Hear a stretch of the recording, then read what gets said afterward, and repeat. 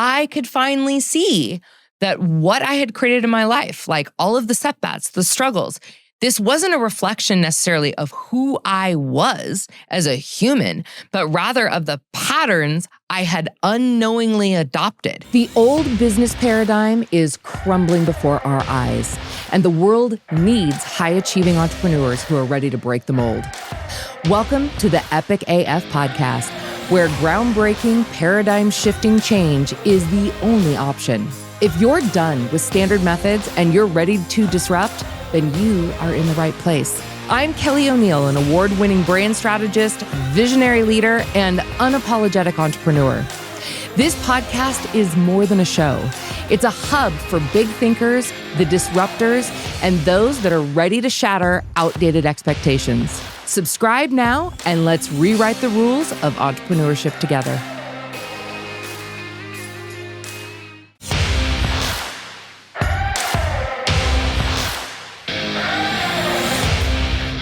Hello, everyone. Welcome to the Epic AF podcast. I'm Kelly O'Neill, your host. And if you are here and listening to this, you are likely a visionary entrepreneur or service provider who is looking to shake up the status quo and create an epic AF life and business on your own terms.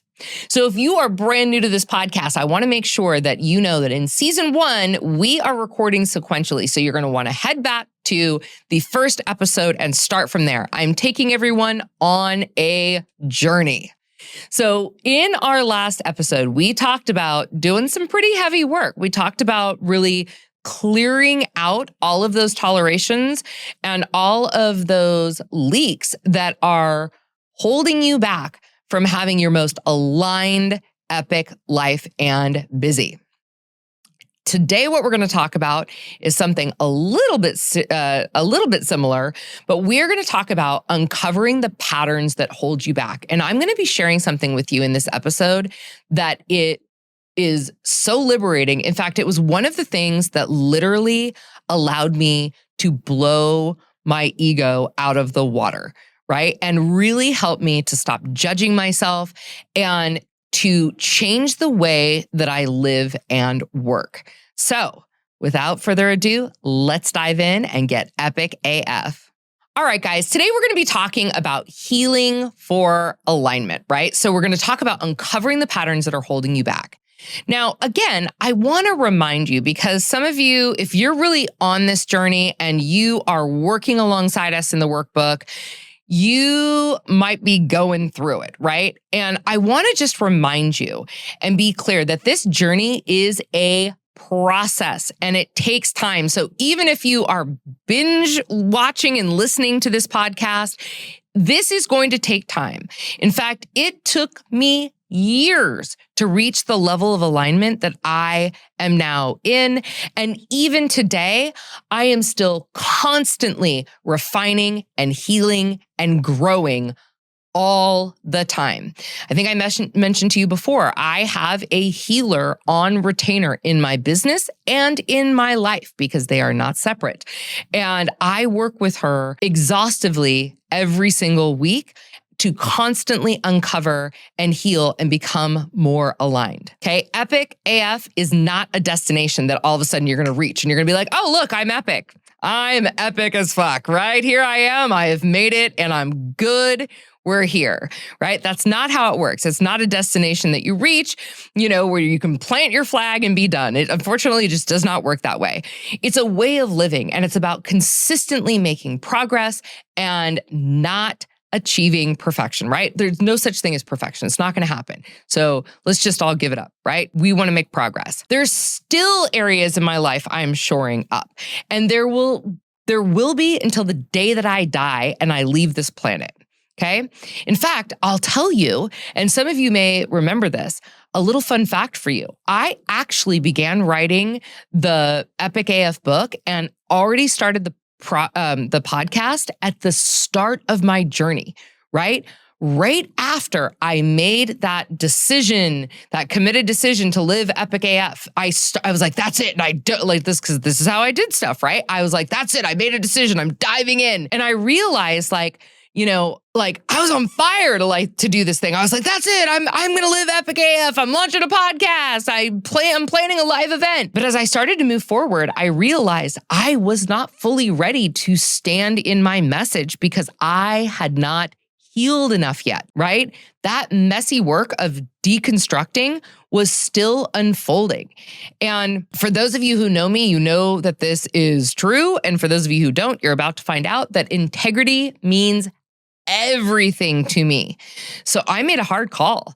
And after I think I had shot about 8 episodes, 7, 8. I may even have had 4 more in the hopper that I didn't release, 3 or 4 more.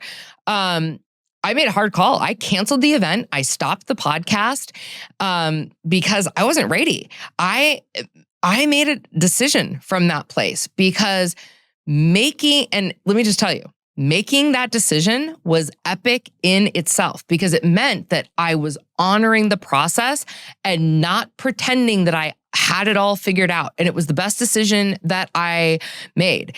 Now, I'm not going to lie to you. It wasn't when I came to do this that I didn't have that thought in the back of my head of, people are going to notice that you did this before. Well, of course they're going to notice. In fact, I'm going to tell them, right?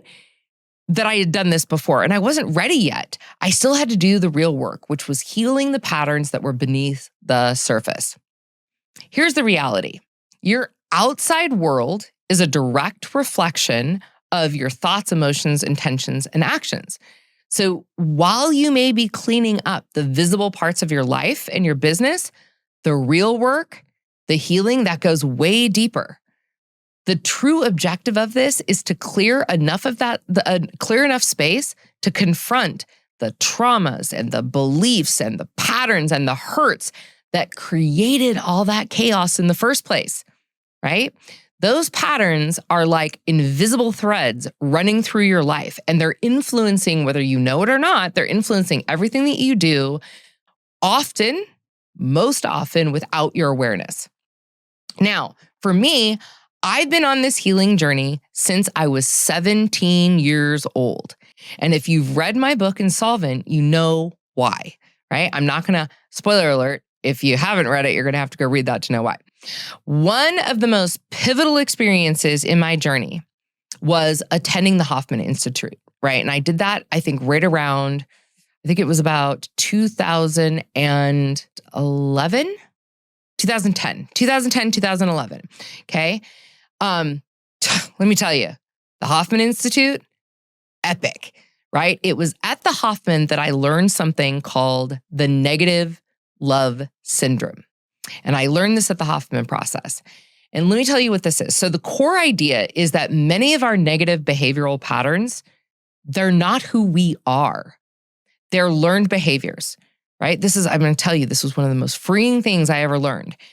They're often absorbed in our childhood as we subconsciously either mirror or rebel against our parents' actions, right? We rebel against or mirror against our parents' actions, their moods, their attitudes. And the Hoffman calls this the concept of negative love. And it's incredibly powerful. Let me explain a little bit more about this. So as children, we pick up behaviors and patterns from our parents to win their love and gain their approval, right? We needed it because it's how we survived.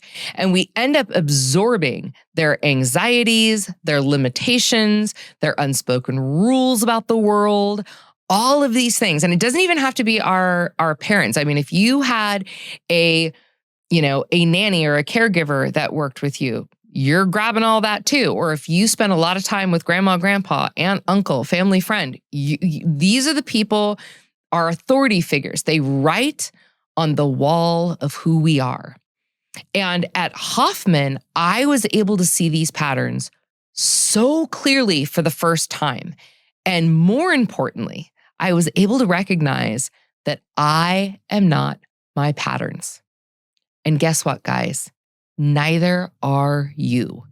We had to adopt these patterns to survive. And this is the way that our little brains figured it out. They were like, man, these people are in charge of my life. I am under their care.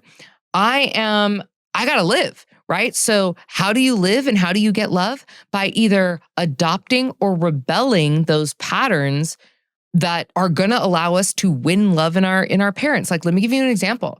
My father, who I didn't later even know, I didn't know he was a narcissist until way later in life. Ooh, that was weird. I thought I just heard something behind. There probably was something behind me. Woohoo. Okay, there's my intuitive side. Okay. Anyways, I am fine. All right. So I didn't realize until much later in my life that my dad was a narcissist, right? Through going through the healing process. And one of the things is that he was incredibly critical. So what I did was I became incredibly critical because that was a way that I could bond with my dad. We could sit there and rip on people. Now, later in my life, I'm like, well, this is a pretty shitty pattern, right? Like, I don't want to be so critical, because guess what? That criticalness didn't just get aimed at other humans. I also became super self-critical, right? I criticized myself all the time. I hated on myself constantly, and I constantly had loops in my head, running that I was too fat, or I wasn't pretty enough, or I wasn't smart enough, or I wasn't successful enough. Like, I just basically talked my way all the way down in a downward spiral. So I had to realize and recognize not only what all these patterns were that I had adopted, right, from my mom, my dad, and other people in my life, but I also had to realize, like, which ones weren't serving me. Now, look, there's some things, honestly, that are patterns that did serve me. My dad also was a really successful entrepreneur. Well, I adopted a lot of those patterns in my life. Now, I will also tell you that I wasn't doing them the right way, as I later learned, but really it did give me a lot of success in my life. The minute I realized that I am not my patterns, I dropped all judgment of myself and the circumstances that I had created up to that point. I could finally see that what I had created in my life, like all of the setbacks, the struggles, this wasn't a reflection necessarily of who I was as a human, but rather of the patterns I had unknowingly adopted. So, these patterns of like, how did I get so overweight? Well, guess who else was overweight in my life? Dad, right? Dad was super overweight. And, I don't think I adopted the pattern of carrying weight so that I could relate to him. But here's what I will tell you. Dad also overate and overdrank so that he could not deal with things in his life. That was the way he numbed out. Guess what? Mom, alcoholic, right? Like, she also numbed out. So what did I learn to do? I learned to overdrink, overeat, overspend, over in order to numb out, because that was the pattern. And I used to have such shame about that until I realized it. I'm like, oh, that's like not even my jam, right? Like, and that's when I was like, oh, I'm not going to choose to change. I'm just not going to do that anymore, because I realized this is a pattern. There was all these things that I realized that I was doing unconsciously that were creating adverse results in my life. And I had to start becoming a pattern breaking machine, right? So that I can create the space for epic. So here's the greatest news on the planet. You can change your life like this immediately by breaking the negative patterns that no longer serve you. But look, again, just like anything else, it requires commitment. It requires courage. It requires a willingness to confront the parts of yourself that may feel very uncomfortable, right? So, like, for me, I'll tell you, one of the things that I did several years ago, I've talked about this before, I put my shaman on a retainer and I spent hours each week in her studio doing this super deep work. I had to unlearn the self-judgment and replace it with self-compassion, right? And when I fall down, I really I don't beat myself up anymore, because I didn't learn these things overnight. They're not going away overnight. Right? I had to learn to value and love myself in ways that I hadn't ever learned before. In fact, I remember one time sitting with, and this is something that I carried to with me to this day. And it's actually something I feel now. I was in a relationship with several years ago. I mean, probably more than 5 years ago now at this point. I was in a relationship with someone that it was really unhealthy for me, really unhealthy for me.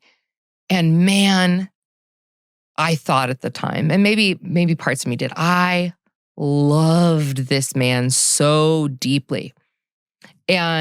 Or I was trauma bonded with him. One of the two, probably both, if I'm being honest. And I remember I was with one of my really dear friends, Kelly Ellis, and she is a celebrity interior designer. You might know her from HGTV. And she and I went to a girls' spa day. And we were sitting in the spa. And at this spa, we were actually sitting in a spa, like in a hot tub. And I was kind of telling her what was going on. And I had asked her because she had left her husband for very good reason. And I said to herself, like, how did you do that? Like, didn't you love him? And she looked at me like kind of shocked. And she goes, no matter how much I love someone, I love myself more. And I went, oh. And I said, but like, didn't you want to forgive him? And she's like, I can forgive him, but I'm not going to stay in that situation. Like, I love myself too much for that. And I realized, because I had heard this a lot in my life, like I had heard this from coaches, I had learned this from counselors, like you need to love yourself. And I didn't know how. And I actually, when I went to coaching school, got so frustrated because I was like, can someone just give me the recipe? Isn't there a strategy for this? Is there a book? Like, how do you learn to love yourself? Well, it wasn't until I went through this healing crisis that I really learned to love and value myself. And it wasn't until I went through that, and even after, it took me leaving this man, which was an immense undertaking, because at the time I was living in between Las Vegas and the Pacific Northwest. I had 2 homes. I had a 5,000 square foot house full of belongings. I was having financial problems in my life. Like, it was an undertaking, and I had to leave.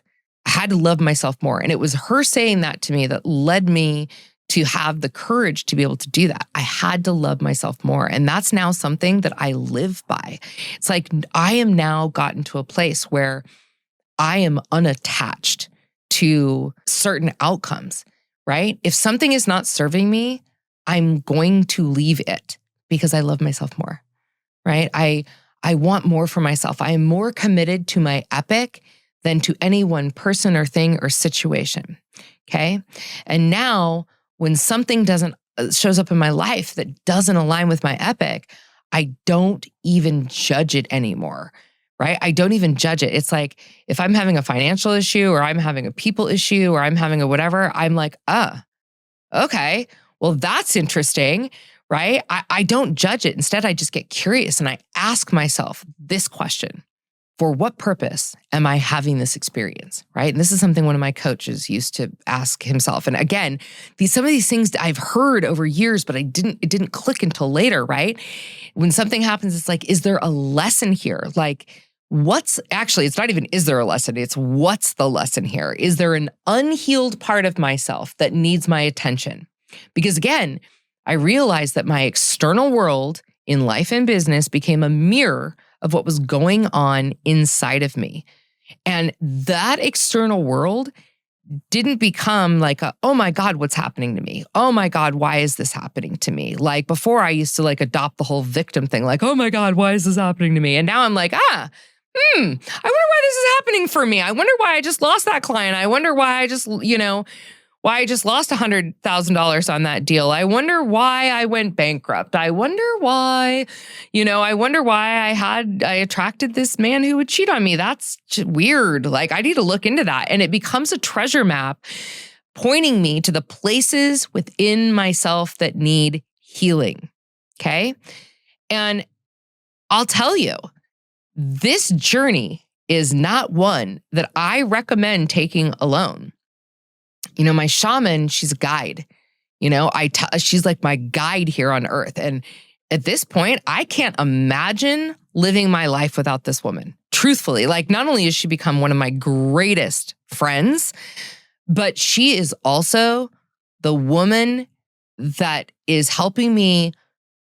She's my ride or die, right? She is my ride or die. And healing to this depth is not, it's just not about psyching yourself up or like, like when I was in the coaching world, it was always like, you need to like shift your mindset and like rah, rah, and like hype yourself up and say affirmations in the mirror. And like, it's so much deeper than that, right? It's so much deeper than that. It's about working on the deepest, often most hidden parts of yourself. And you need a guide for that, whether that's a shaman or a therapist or a really trained, experienced coach, right? Someone who can offer you perspective and accelerate your journey to becoming this most epic version of yourself. And it's not a quick fix process, right? It's a lifelong commitment to shedding what no longer serves you and embracing what truly aligns to the life that you want to create. So I want to create some action steps for this because some of you might be like, that all sounds great, Kelly. And you might be like, I'm like you, I want the book. Like, tell me what to do. So I want to share with you that if you're ready to dive deep, first of all, I would encourage you to explore the resources available at the Hoffman Institute, right? And that doesn't even mean that you have to actually jump on a plane. I did, right? That's what I actually did. I found out about the Hoffman, I booked in, and I was there a week later. You're going to start to notice this pattern in me, right? Like I'm like, oh, I make a decision, I dive in. Not everyone is quite like that. Or maybe you're not in a financial situation, although I know that they do offer scholarships. It's a nonprofit, ironically enough. I've actually done work with them to help them build their business. But go look at the videos online. There's a book called The Hoffman Process, and there is an intensive that I will tell you, if you feel called to it, it was life-changing for me. I'll tell you a funny little story about that. When I rolled up to the Hoffman Process, I was in a dark night one of my many dark nights of the soul. The phoenix was down, right? I was in a pile of ashes and I was like, something's got to change. And I went to the Hoffman Process, and I will tell you that when I left there, and I'm not going to tell you what happened there, not because I don't want to share. I'm a very transparent, open book, but because for those of you who do want to go through the experience, it's an experience. It is an experience that cracks you wide open if you allow it to. And when I left there, I was clear on two things. One is that I had no idea who I was, right? All I knew was that the person that I thought I was not it. I had created, again, unbeknownst to me, like it wasn't like I was trying to put on this false face or this false bravado. Out of a survival mechanism in my life to that point, I created this, I really kind of created a brand. I created a character of someone that I thought was lovable because I didn't feel that on my own. And so I was shape-shifting like a chameleon. Like I would be one way in the business world, and one way in my romantic relationship, and one way with my family, and one way with my friends. So the first thing that I got clear on was that I had built a life that wasn't mine. And the second thing was that I had no idea who I was. So it kind of grosses, I don't even have any shame about it anymore, but it does still kind of gross me out a little bit. So at the time, I had bought myself a $110,000 sports car that I had driven with my huge ego at the time because it was helping me survive, right? Like I didn't even want to judge that part because it was helping me survive up to that place. But I had built this, I had this giant ego, and I had rolled up to the Hoffman and parked exactly where I wasn't supposed to because I felt very entitled, right? I was trying to take up space. We can unpack that later. But in this $110,000 convertible sports car, and my license plate said one BizWiz. By the time that I left the Hoffman, I literally went outside and I ripped with my bare hands. I put my foot on my bumper of my car and I ripped the license plate off because I had realized that I had bought that car and created my life out of such a place of deep wounding. And by the way, it's not necessarily about the car, because the truth is that's actually one of my favorite cars that I ever had. I love that car. And I loved the drive and I loved the experience, but that's not the reason I bought it. I bought it because I wanted to prove that I mattered and that I'd made it and that I deserved the life that I had, because I felt so unlovable and unworthy inside. And so that's why I ripped off the license plate, right? And again, it's not like I haven't had luxury cars since then. I've had cars that were even nicer than that since then, but I didn't buy it because I was trying to prove something. I didn't buy it because I felt entitled. I bought it because I enjoyed it and I enjoyed the experience of it and I liked it, and I like cars. It's like a thing I like. So it's different. So here's the deal though. The point of me telling you that story is I never would have, I don't know about never. I can't imagine, I would never have gotten there that fast on my own. Not in a million years, right? I had to have the feedback of an entire environment and seeing how people reacted to me and really doing that deep work to figure this out. And I just don't believe that some of these deep healing journeys, I don't believe we're meant to travel alone. Like I remember, I was dating a guy and he's like, oh, I don't need, I was like, because one of my deal breakers is I won't date someone who's not open to outside help. And I remember talking to this guy and him saying, oh yeah, I don't believe in therapy. Like I just figure stuff out on my own. And I'm like, okay, next. Right. And no judgment, but I just don't believe that we can figure these things out on our own. And even if we can, and I have a lot of self-awareness at this point. So I have a lot of epiphanies about myself, but part of the reason I have these epiphanies is because I'm doing work every week, right? And really every day. So having someone in your corner that understands the healing process and can give you the clarity and the courage to stay course, I find is invaluable, right? Because I truly do believe that until you make the unconscious conscious, it's going to direct your life and you're going to call it fate, right? So please find someone to help you on this healing journey. And because the better healer that you have, or therapist, or, kind of work that you do like that, the faster that you're going to find your epic. Okay? So until our next episode, get support and let's get epic.